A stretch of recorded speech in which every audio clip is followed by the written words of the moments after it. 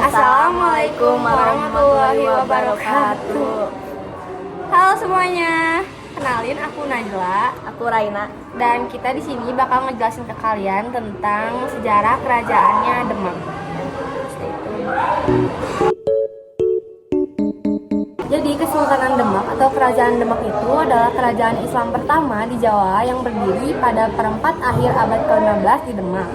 Demak sebelumnya merupakan kadipaten Majapahit yang telah melemah saat itu untuk beberapa tahun sebelum melepaskan diri.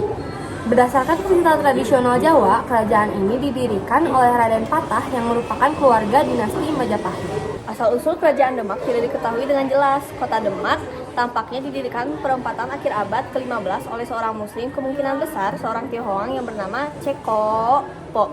Anaknya mungkin adalah orang yang oleh Tome Pires dalam Suma Oriental disebutnya adalah Pate Prodim. Cerita tradisional Mataram yang lebih populer menceritakan bahwa Demak didirikan oleh Raden Patah, anak Raja Majapahit terakhir.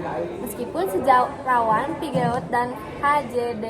Graff menyatakan bahwa ceritanya tidak dapat dipercaya, mereka menyimpulkan bahwa nenek moyang para penguasa Demak tampaknya merupakan seorang pendatang muslim asal Tiongkok yang pertama kali mendarat di Gresik dan kemudian menetap di Demak. Dan di sini aku akan menjelaskan kebudayaan dari kerajaan Demak. Hasil kebudayaan dari kerajaan Demak termasuk kebudayaan yang dimiliki keterkaitan dengan Islam.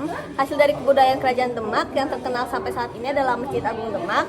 Masjid Agung Demak inilah yang menjadi lambang kebesaran bagi kerajaan Demak sebagai kerajaan Islam di Indonesia. Dan tahun berdiri kerajaan satu ini juga tidak lepas dari peran Raden Patah sebagai pendiri sekaligus merupakan putra dari Raja Kerajaan Majapahit, Prabu Brawijaya.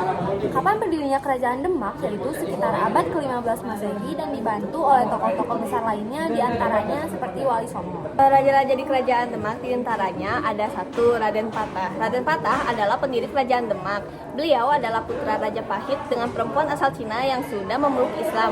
Raden Patah menjadi pemimpin kerajaan Demak pada tahun 1500 Masehi sampai 1018 Masehi. Yang kedua ada Adipati Unus. Adipati Unus adalah anak Raden Patah. Setelah sang ayah meninggal, Adipati Unus yang melanjutkan tahta kerajaan.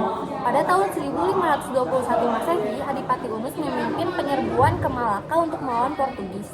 Sayangnya beliau gugur dalam pertandingan tersebut. Dan ada beberapa peninggalan dari kerajaan Demak ini. Salah satunya adalah Masjid Agung, Pintu Beledek, Dampar Kencana, keempat makam Sunan Kalijaga, dan kelima situs Kolam Wudhu. Terdapat juga beberapa peristiwa penting yang terjadi di kerajaan Demak ini, diantaranya yaitu pemberontakan Pangeran Sabranglor pada tahun 1527. Pangeran Sabranglor, sepupu Sultan Trenggana, memberontak melawan penguasa Demak. Meskipun akhirnya berhasil dipadamkan, pemberontakan ini menunjukkan adanya ketegangan internal di dalam kerajaan. Yaitu ada ekspedisi pelayaran ke Makassar pada tahun 1540. Sultan Trenggana mengirimkan ekspedisi di Makassar untuk memperluas pengaruh Demak di wilayah timur Indonesia. Meskipun tidak berhasil secara langsung, ekspedisi ini menandai upaya Demak untuk memperluas kekuasaan di luar Jawa. Jadi itulah sejarah kerajaan Demak yang dapat kita ketahui. Oh ya, semoga pembahasan kita yang ini membantu untuk orang-orang. Assalamualaikum warahmatullahi wabarakatuh. Dadah.